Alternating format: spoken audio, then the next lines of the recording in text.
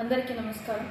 2 రోజుల కింద టీడీపీ కూటమి ప్రభుత్వంలో ఉన్నటువంటి మంత్రివర్యులు అచ్చెన్నాయుడు గారు ఒక వ్యాఖ్యలు సభలో చెప్పినారు.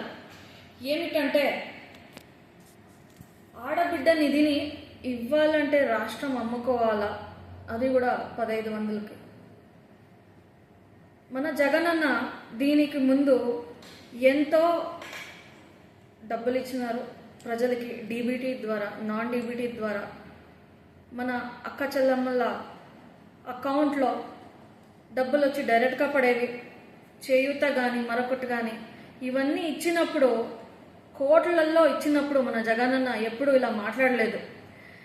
కూటమి ప్రభుత్వం వచ్చి 13 నెలలు అవుతోంది. 13 నెలల నుంచి ప్రతి ఒక్క మహిళ ఎదురు చూస్తూ ఉండేది తప్పితే వాళ్ళ అకౌంట్కి ఏ పథకం కింద డబ్బులు పడింది అనేది లేదు. అయినప్పటికీ చంద్రబాబు నాయుడు గారు అన్నీ ఇచ్చేసినాము అని డిక్లేర్ చేస్తూ ఉన్నారు.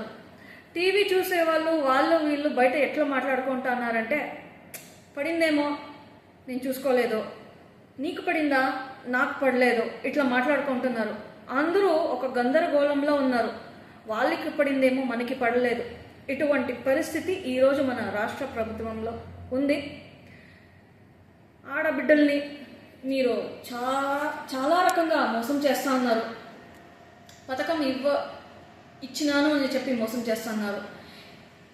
ఇచ్చేదానికి అయ్యేలేదు అని మీకు ముందే తెలుసు. అయినప్పటికీ మీరు ఎలక్షన్కి ముందు తప్పుడు హామీలు ఇచ్చి ఈరోజు 13 నెలలైనా మీరు దాన్ని పూర్తి చేయకపోగా వాళ్ళ నమ్మకంని మీరు వమ్ము చేసుకున్నారు కూటమి ప్రభుత్వం వాళ్ళు. ఇలాగే అయితే మహిళలే కాదు, ఒక ఫ్యామిలీ మొత్తం రోడ్డుకు దిగుతుంది. రాష్ట్రంలో ఉన్న ప్రతి ఒక్క ఫ్యామిలీ రోడ్డుకు దిగాల్సి వస్తుంది. అప్పుడు పరిస్థితి ఏమనేది మీకు తెలుస్తుంది. సిలిండర్ కానీ ఫ్రీ బస్సుని కూడా మీరు జారీ చేయలేకపోయినారు. ఇప్పుడు ఆడబిడ్డలకి ఇటువంటి మోసాలు, ఆడబిడ్డలపైన అగత్యాలు. మొన్న రామగిరిలో ఆ పాప మీద, దళిత పాప మీద లైంగిక కృత్యం వాళ్ళు చేసినప్పుడు 10 నెలల నుంచి న్యాయం అనేది ఇంతవరకు దొరకలే. ఇంతవరకు హోంమంత్రి అనిత గారు, పవన్ కళ్యాణ్ గారు ఎవరూ వచ్చి ఆ పాపని ఎట్లున్నావు, ఏమైంది పరిస్థితి అని కూడా అడగలేదు. ఆ పాప ఇట్లో బిడ్డని డెలివరీ చేసింది.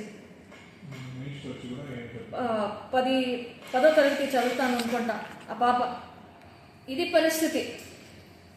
ప్రతి ఒక్క రంగంలో అయినంత వరకు మీరు ఆడబిడ్డలకి మోసం చేస్తున్నారు తప్పితే ఈ న్యాయం అనేది మీరు చేస్తూ ఉండలేదు.